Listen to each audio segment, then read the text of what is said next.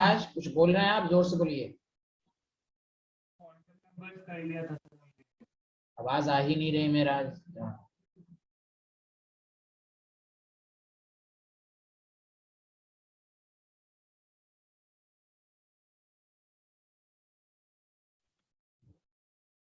मेरा सबिहा नोहा इस बैच में कहाँ तक हुआ था, उनको भी याद नहीं है कहाँ तक हुआ था भाई।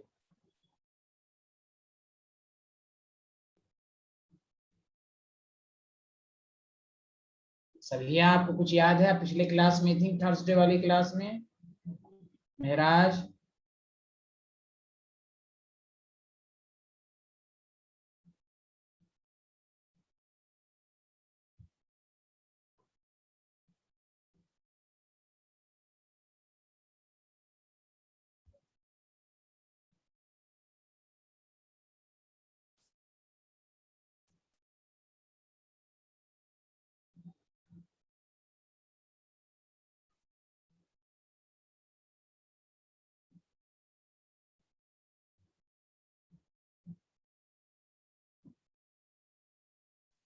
सर हमने क्वांटम नंबर्स पढ़ा था लास्ट।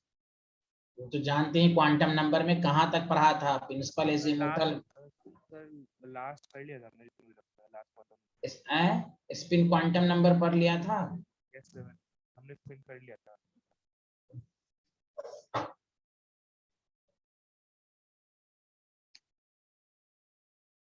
हाँ तो नोहा आप मैसेज करके बताइए, लास्ट टॉपिक था spin quantum number, direction off spin off quantum बता दिया था।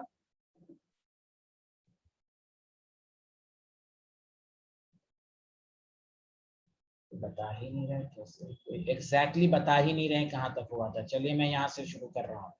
लेकिन आप लोग नोट्स नहीं बनाते हैं क्या? अलग अलग पेज, अलग अलग कॉपी बनाए करें। ये तो बहुत ही खराब आदत है आप लोगों की। टीचर 10 मिनट से चिल्ला रहा है कहाँ तक हुआ था, क्या हुआ था, ये हो गया था, वो हो गया था। खैर चलिए, डीजेनरेट ऑर्बिटल सब हो गया था कि नहीं, मुझे समझ में नहीं आ रहा क्या है। चलिए देखिए,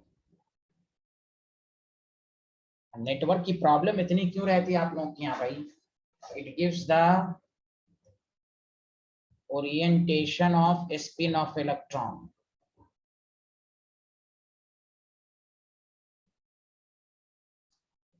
स्पिन क्वांटम नंबर स्पिन के बारे में बताता है। जैसे अगर कोई पूछे कि motion of electron in an atom,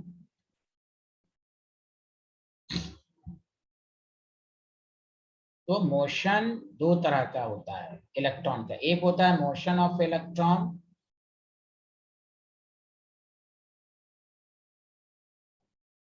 around the nucleus, और एक होता है motion of electron along its own axis।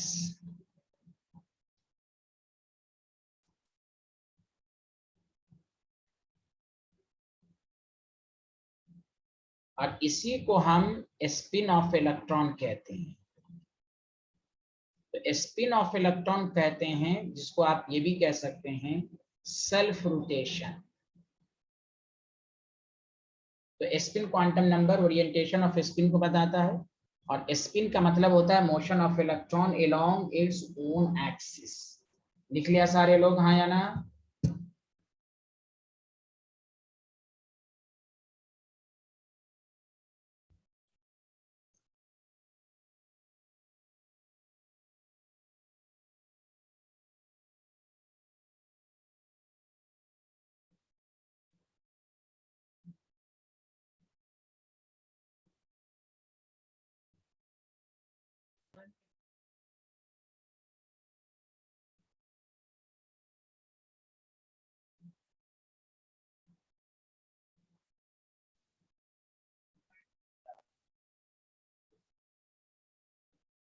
Okay ठीक।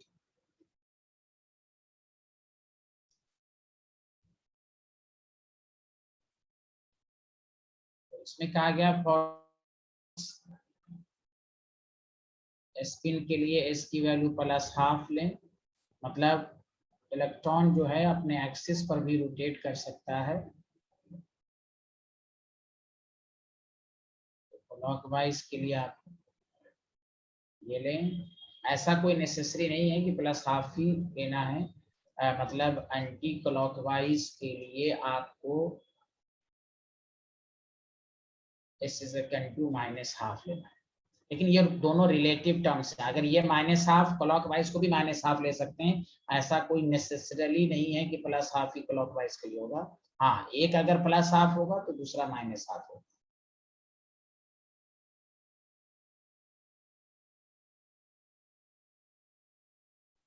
ये एंटी क्लॉकवाइज हुआ।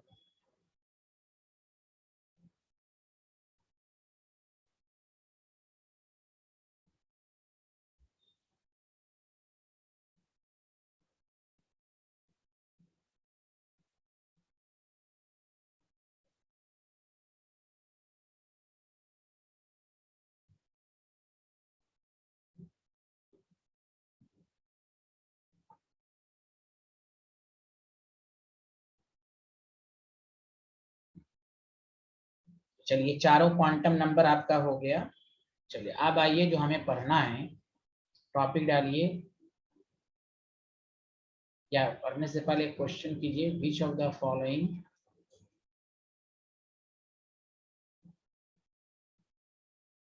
फॉलोइंग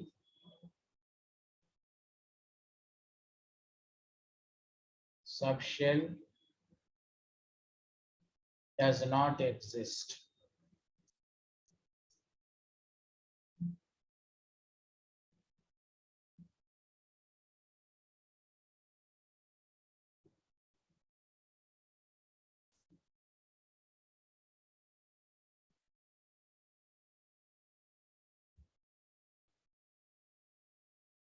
पहला है 2D, दूसरा है 5F C है, 3F D है,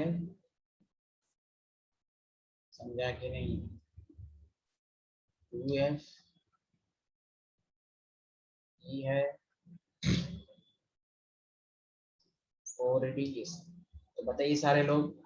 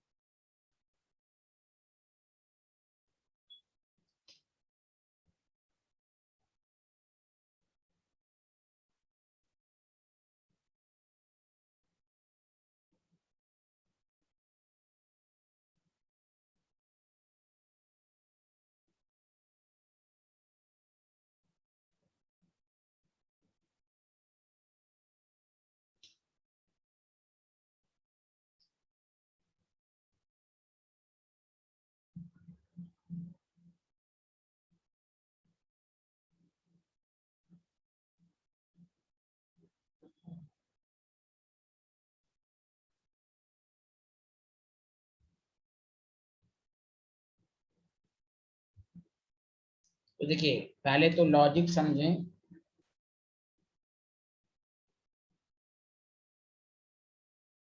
कि any subshell exist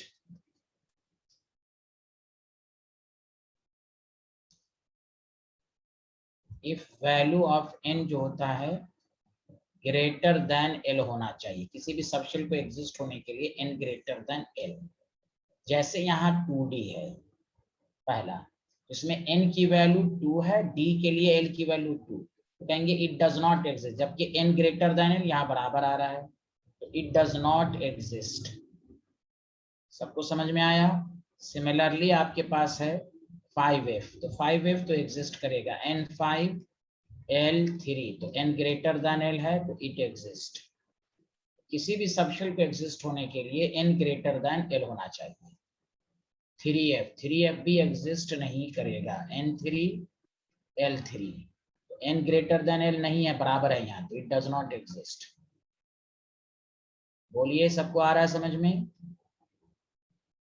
आपके पास 2F, तो 2F भी एग्जिस्ट नहीं करेगा, N2 L3, तो n यहाँ लेस देन l है, therefore it does not exist. सच सच बताइए, आ रहा है? हेलो एवरीवन, 4d तो एग्जिस्ट करेगा ही, 4d है, n 4 है, l 2 है, तो n ग्रेटर देन l।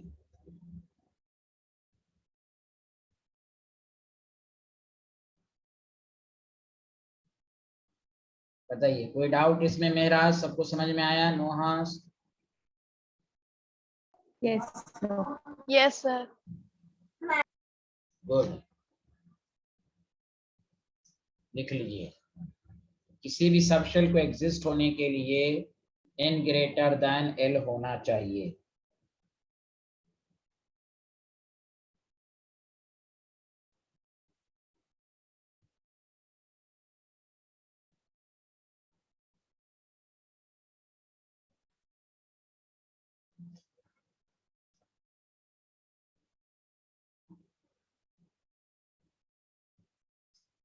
लिख लिया तो बताइएगा।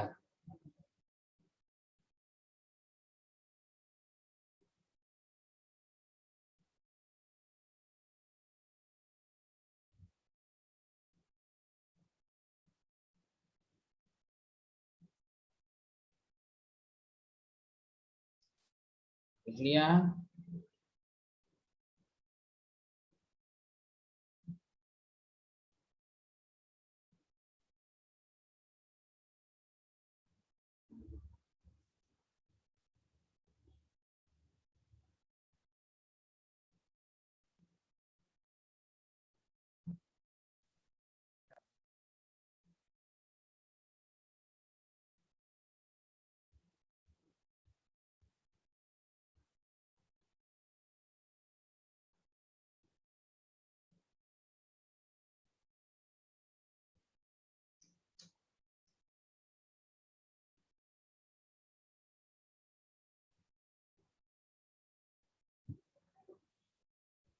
हाँ, लिख लिया तो बताइए ना।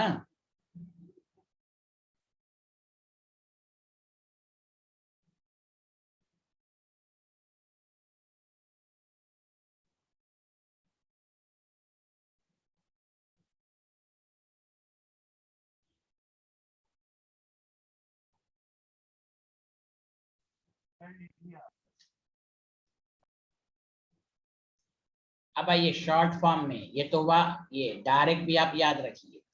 आपको मालूम है S P D F, ये जानते हैं 1 नंबर पर है, ये 2 नंबर पर है, ये 3 नंबर पर है, ये 4 नंबर पर है। तो याद रखिए कि ये 1 पर है तो हमेशा 1 S से स्टार्ट होगा। ये P सेकंड नंबर पर है तो 2P से स्टार्ट होगा, मतलब 1P does not exist. D third number पर है तो 3D से स्टार्ट होगा। 1D does not exist, 2D does not exist. देखिए ये है कंसेप्ट है। डायरेक्ट भी याद रखें कि आपका टाइम बचे, कि हम इतना ये भी याद रखिए, न्यूक्लियस के नजदीक पहला D होगा तो 3D होगा।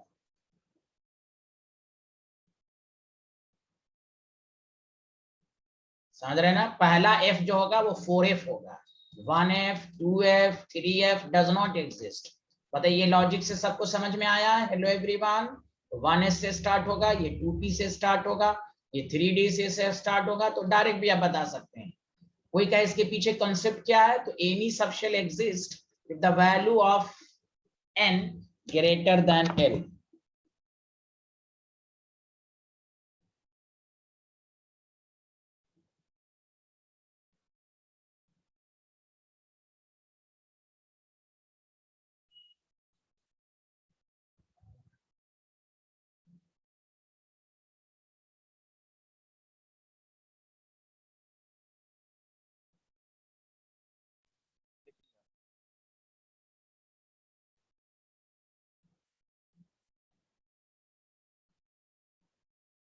सर लिख लिया। Very good.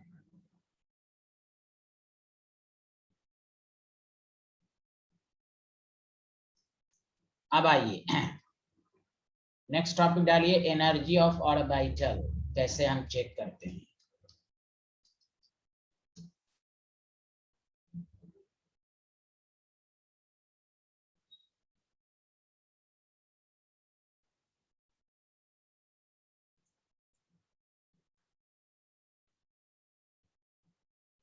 तो हम इसमें n+l की वैल्यू देखते हैं।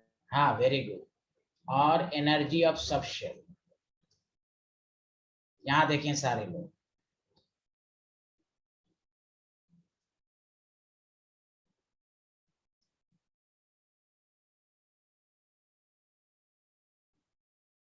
it is given by n+l rule.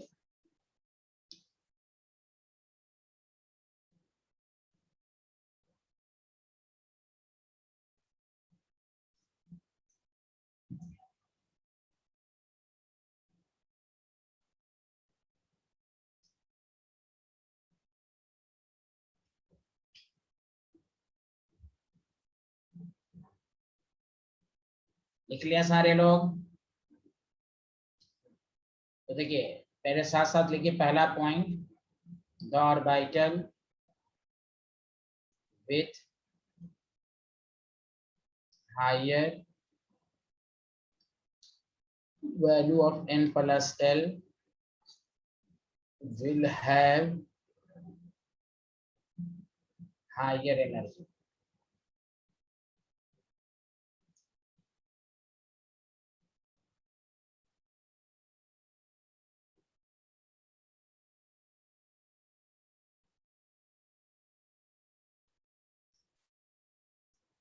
The orbital with higher value of n+l will have higher energy.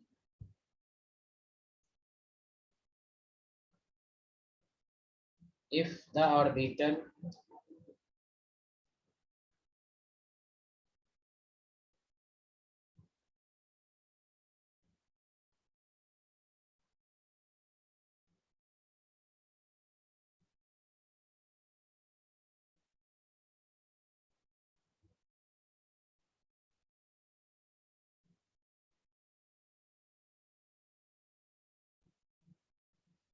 बोलिए, लिख लिया? If the orbital having same value of n, अगर कभी n+l सेम हो जाए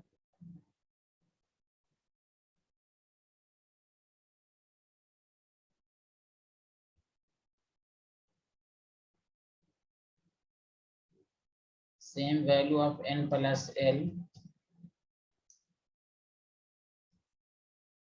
then the orbital with higher value of n will have higher energy.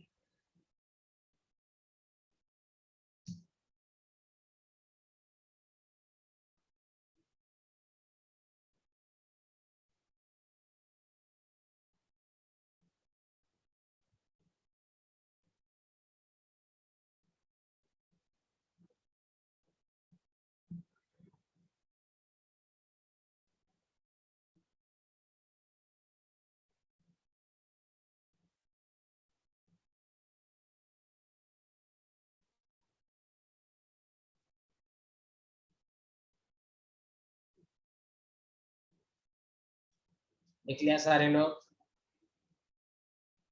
Yes sir. चलिए, जैसे आपके पास अगर कोई पूछे 1s वर्सेस 2s, तो देखिए n की वैल्यू 1, n की वैल्यू 2, 0, l की वैल्यू 0, n+l 1 है, n+l 2 है, तो आपको energy of 2s greater than energy of 1s। आया समझ में, हाँ या ना? हेलो एवरीवन, आपको 2p versus Yes, sir. Very good, 2p versus 3s, n की वैल्यू 2, n की वैल्यू 3, p के लिए l की वैल्यू 1, यहाँ n की वैल्यू l की वैल्यू 0, इसके लिए तो n+l यहाँ पर 3 है, यहाँ पर भी 3 है, तो वही कहा गया n+l रूल ये कहता है कि अगर 3 हो गया तो आप सेम हो गया, तो आप n की वैल्यू को देखिए, तो n 3s का ज्यादा है, तो एनर्जी भी 3s का ही ज्यादा होगा। आया साइंटिस्ट लोग? Hello everyone, yes sir. लिख लें।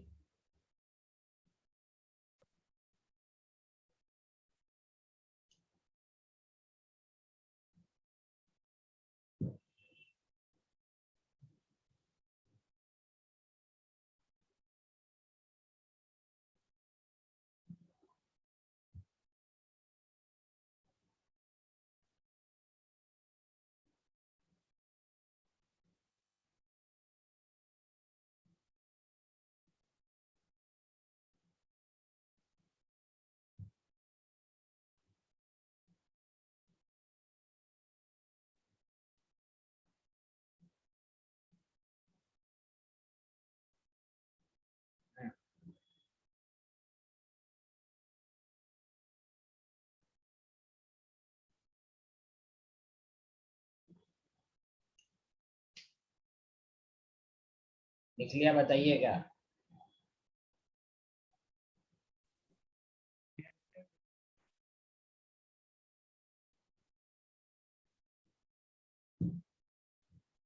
अच्छा, अब आइए गौर से सुनिएगा, इसको हम कैसे याद रखेंगे, सारे लोग ध्यान दें। एक फार्मूला मैं जनरल रूल की तरह नहीं समझाऊंगा, और इसी कंसेप्ट को आप याद रखेंगे तो आपको आगे बहुत आसानी होगी। जो मेन कंसेप्ट है उसको सीखिए। एक फार्मूला याद रखें, NS n-2f n-1d और Np। ये इलेक्ट्रॉनिक कॉन्फ़िगरेशन के लिए इस तरह आप याद रखें। NS n-, अब इसका इस्तेमाल क्या है वो मैं आपको बता रहा हूँ। क्लियर? तो आपको वो ये है कि अगर n की वैल्यू 1 लिया तो 1s पॉसिबल होगा, और 1 लेंगे तो f नहीं आएगा, d नहीं आएगा, p नहीं आएगा। 1p इज नॉट पॉसिबल, इसलिए मैंने समझा दिया कौन सबशेल एग्जिस्ट करेगा कौन नहीं। n की वैल्यू 2 लेंगे तो 2s, f नहीं आएगा, 2 - 1d नहीं आएगा, 2p। अपने आप कॉन्फ़िगरेशन बनेगा। n की वैल्यू 3 लेंगे तो 3s, f नहीं आएगा, 3 - 1 2d नहीं आएगा, 3p आ जाएगा। n की वैल्यू 4 तो 4s, f नहीं आएगा, 4 - 1 हाँ 3d आ जाएगा, 4p। अब अपने आप 5s, 4d, 5p, 6s, 6 - 2 4f, पहला है 4, 5d, 6p, 7s, 5f, 6d, 7p। देखिए ये याद हो गया सबको। इस अरे बोले कोई दिक्कत तो नहीं है, बोलिए हाँ या ना। Hello everyone. No, sir. हाँ, तो ये फार्मूला देखिए, एक दफा नीट में आया था कि NS के बाद किस तरह फिल करते हैं, n- इस तरह ऑर्डर दिया हुआ था। बहुत सारे लोग शॉर्टकट बताते हैं, लेकिन मेन आप ये कंसेप्ट वाला याद रखें जो पीरियोडिक टेबल सब में काम आएगा, कि F जहां भी होता है वहां n-2 लगता है, D जहां भी होता है n-1d होता है, और S के केसेस में n, P के केसेस में n। तो एक दफा मैं और समझा देता हूँ, इसको घर पर प्रैक्टिस कर लेंगे तो आपको बहुत इसमें इंटरेस्ट आ जाएगा। n की वैल्यू 1 तो देखिए कैसे, एक दफा और, n की वैल्यू 1 तो ओनली 1s, n की वैल्यू 2 2s 2p, n की वैल्यू 3 3s 3p, बाकी कोई fd इसमें पॉसिबल ही नहीं है। और रखा, इसलिए पहले ये समझ लेना है कौन सबशेल एग्जिस्ट करेगा कौन नहीं करेगा। 4s 3d 4p, 5s 4a 5s 4d 5p, 6s 4f 5d 6p। अपने आप लिखिए, इसको माइंड में रखिए बस। 7s 5f 6d 7p बताइए।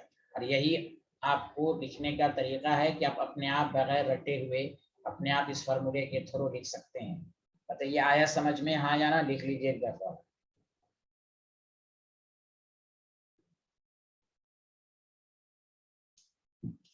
Hello everyone.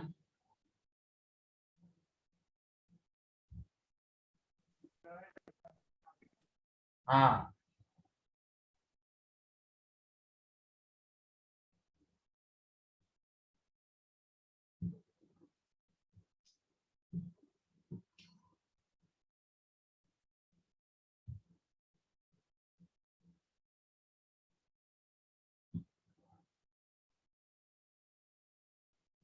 तो ये लिख लिया,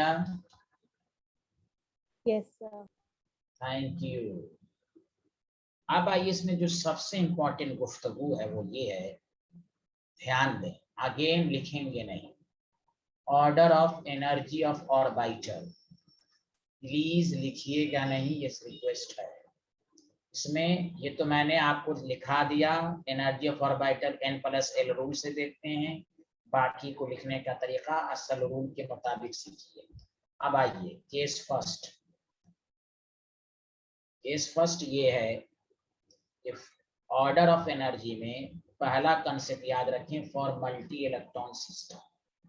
अच्छा बताइए, जहां जिसमें एक से ज्यादा इलेक्ट्रॉन है, कुछ सोचिए, न्यूक्लियस है, और एक से ज्यादा अगर इलेक्ट्रॉन है तो बताइए उसमें क्या होगा। न्यूक्लियस इसको अट्रैक्शन भी होगा और इसकी वजह से रिपल्शन भी होगा कि नहीं, जल्दी बताएं। इस मल्टी इलेक्ट्रॉन सिस्टम में अट्रैक्शन भी होता है और एज वेल एज क्या होता है, जल्दी बताएं।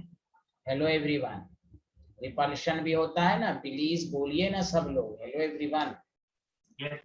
हाँ, तो इसमें ऑर्डर n+l, इसमें एनर्जी जो होगा वो n+l रूल से 1s से ज्यादा 2s, 2s से ज्यादा 2p, फिर n की वैल्यू 3s 3p, फिर 4s 3d 4p। देखिए अपने आप वो फॉर्मूला याद है ना, तो अपने आप माइंड में आता जाएगा। ये नहीं कि मुझे, मैं टीचर हूं तो मुझे उस फॉर्मूले को आप याद है ना, ये अपने आप लिखाता जा रहा है आपको। 6s से ज्यादा 4f, 4f से ज्यादा 5d, 5d से ज्यादा 6p, 7s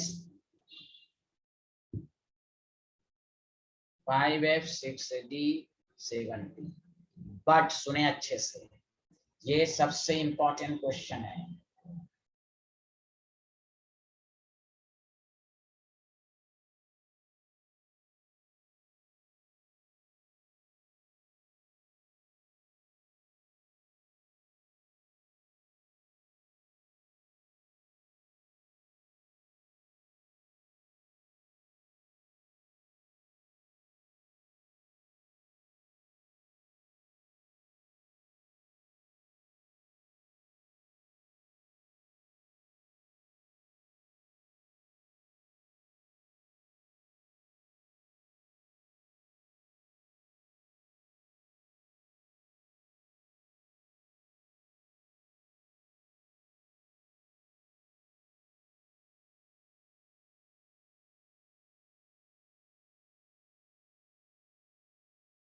तो यहां देखें, फॉर 1 इलेक्ट्रॉन सिस्टम के लिए, अब ये सब क्वेश्चन 1 इलेक्ट्रॉन में बताइए सारे लोग मिलकर सिर्फ अट्रैक्शन ही होगा कि नहीं, इस पर बोलिए हाँ या ना।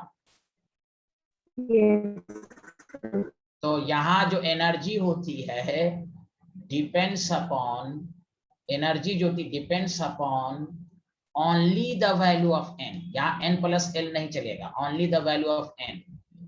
मतलब ये कि 1s से ज्यादा 2s और 2s is equal to 2p।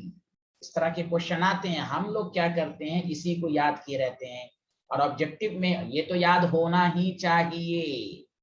n+l rule, 3s से ज्यादा 3s is equal to 3p 3d।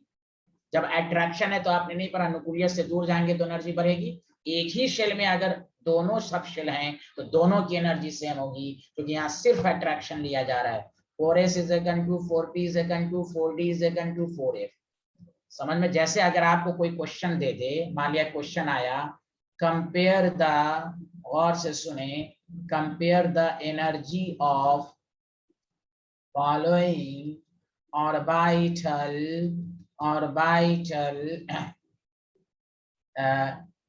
3s 3p 3d। पहला हीलियम के लिए बताइए, हीलियम मल्टी इलेक्ट्रॉन सिस्टम होगा कि 1 इलेक्ट्रॉन सिस्टम है हीलियम में, सारे लोग बताएं मिलके। अरे बोलिए हेलो, हीलियम में कितने इलेक्ट्रॉन है, बोलिए ना। हीलियम में कितने इलेक्ट्रॉन है, 2। इसमें मल्टी इलेक्ट्रॉन सिस्टम है तो n+l रूल, 3s से ज्यादा 3p, 3p से ज्यादा 3d। लेकिन अगर यहीं पर कह दे He+1 के लिए ऑर्डर लिखिए, तो इसमें तो इलेक्ट्रॉन 2 है तो मल्टी हो गया, इसमें इलेक्ट्रॉन 1 है तो 3s इज इक्वल टू। ये इस तरह के क्वेश्चन आते हैं हाइड्रोजन एटम या हाइड्रोजन लाइक स्पीशीज के लिए, हम ये ऑर्डर लिखेंगे। बताइए सबको समझ में आया हाँ या ना, hello everyone. Yes, sir.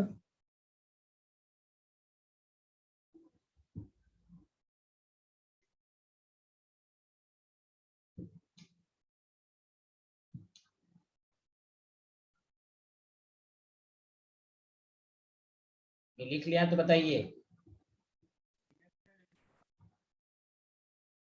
Yes, sir. Done.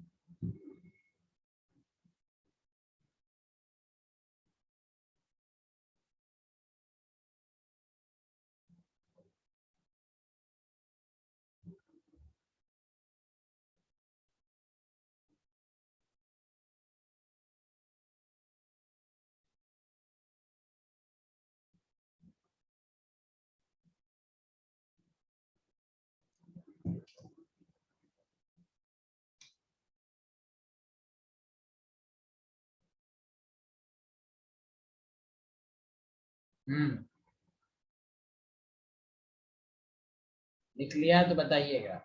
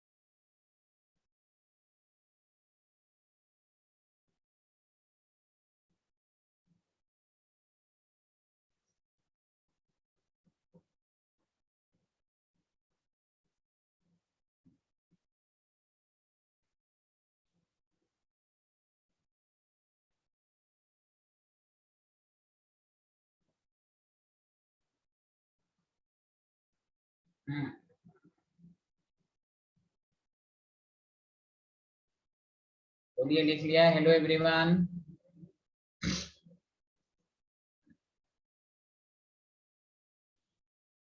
हाँ मेहराज, सबिया, लिख लिया?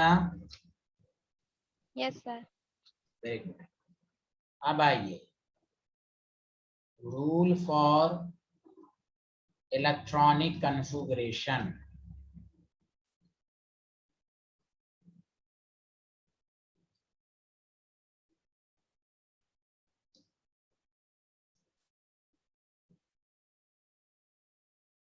इसमें 3 रूल होता है Aufbau principal.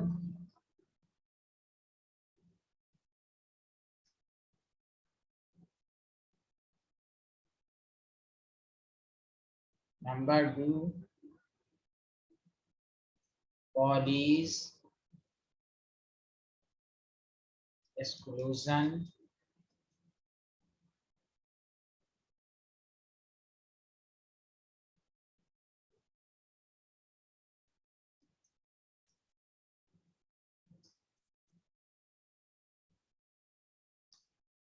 Hunt's rule। ये 3 रूल हम लोग पढ़ेंगे।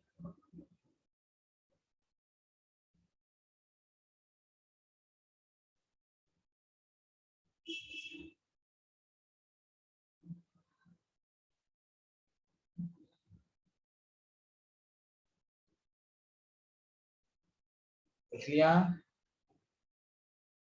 अब देखिए, सबसे पहला रूल जो है Aufbau principal.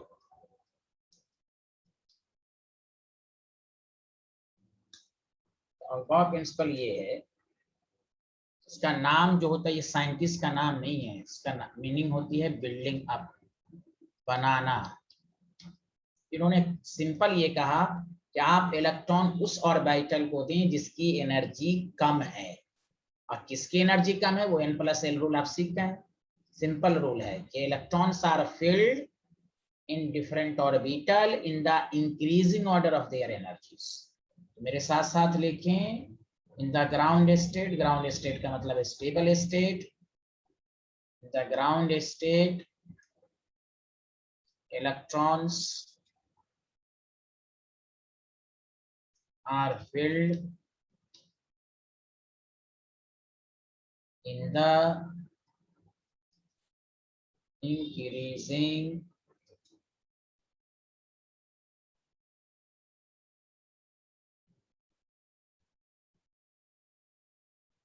order of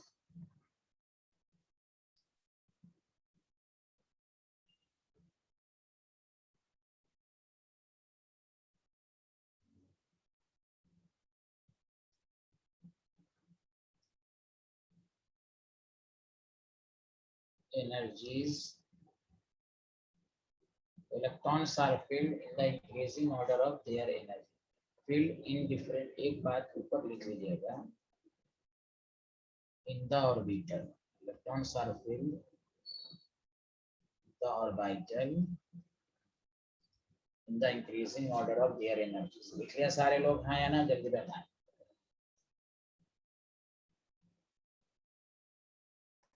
Yes, sir.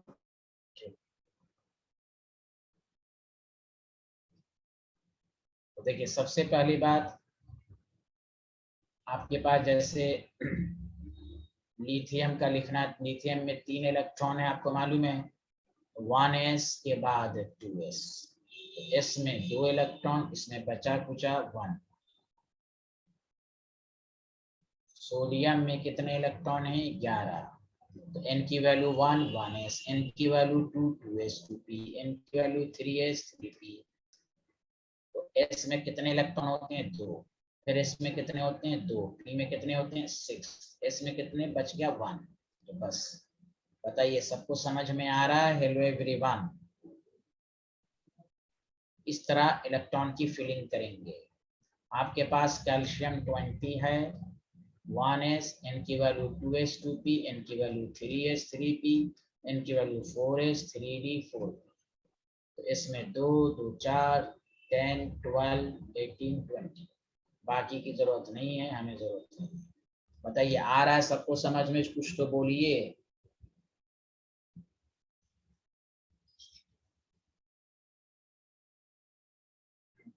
Hello everyone, आया समझ में? Yes, sir. यस। अच्छा, वैलेंस शेल की क्या डिफिनेशन होती है, जल्दी बताइए। वैलेंस शेल की वैल्यू याद रखिएगा, maximum value of n, principal quantum number.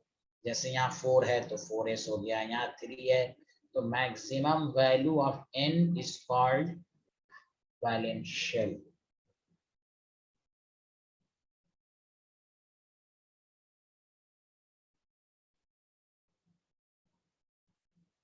बोलिए हाँ या ना।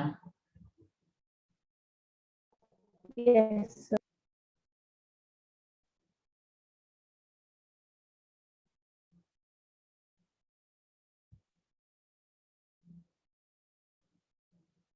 अब जैसे निकिल है 28 है, 1s, n की value 2s, 2p,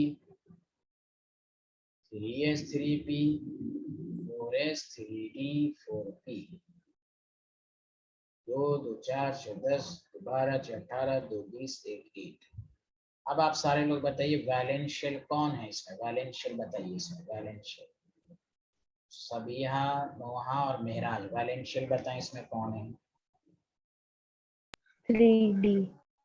3D, very good. अच्छा, वैलेंस शेल की क्या डिफिनेशन बताया मैंने? यहाँ देखिए, क्या बताया, जल्दी बताइए। Maximum value of n। हाँ, मेरा 4s, तो 4s बोलिएगा ना n की वैल्यू, इसीलिए दैट द रीजन इसको इसलिए इस तरह भी लिखते हैं, 1s square, 2s square, 2p6, 3s square, 3p6, 3d को अंदर एंड 4s को बाहर। तो पहले आप रूल के मुताबिक लिखिएगा, 4 मैक्सिमम है, उसको लास्ट में दिखाने के लिए इस तरह भी लिखते हैं। तो दोनों सही है, both are correct, both are correct. तो चाहे ऐसे लिखा जाए या ऐसे लिखा जाए, valence shell maximum value of n। सुना? Yes. हाँ।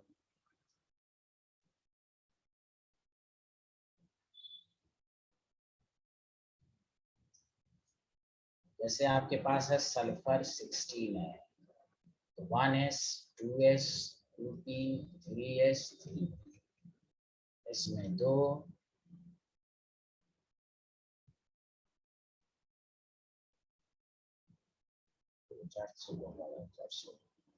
बताइए इसमें वैलेंस शेल वैलेंस शेल कौन है बताइए इसमें। वैलेंस शेल भी बताइए और वैलेंस इलेक्ट्रॉन भी बताइए इसमें, बताइए।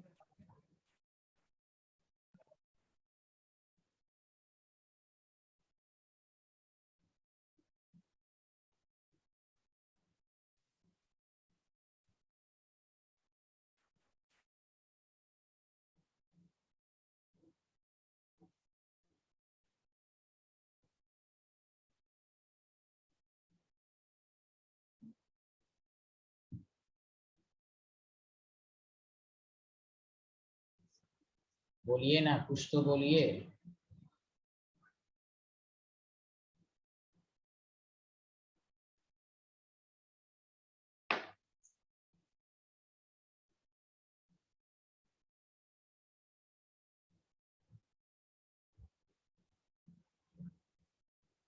बोलिए, वैलेंशियल कौन है इसमें? 3s and 3p, maximum value दोनों है और वैलेंस इलेक्ट्रॉन दो चार्ज के। आया? जब मैक्सिमम वैल्यू दोनों रहे तो दोनों वैलेंशियल लेंगे। बोलिए, सारे लोगों को समझ में आया? Hello everyone.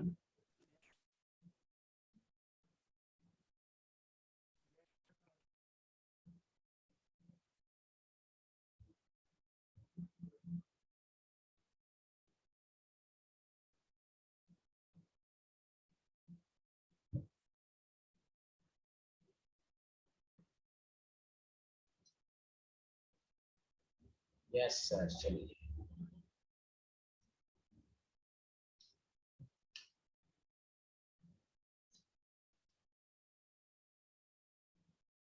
अब आप लिखिए, बिस्मथ 83 लिख कर दिखा सकते हैं आप लोग? लिखिए पहले आप लोग 2 मिनट में, बिस्मथ 83।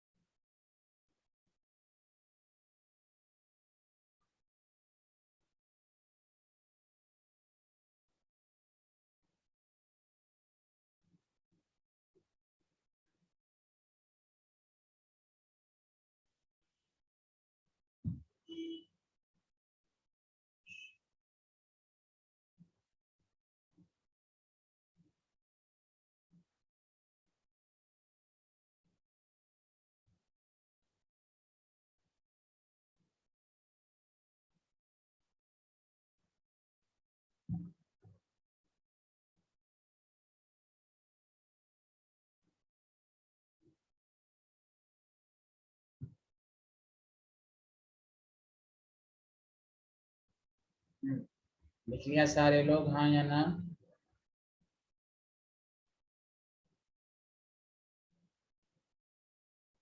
लिख लिया आप लोग? कोशिश कर लिया? लिख लिया?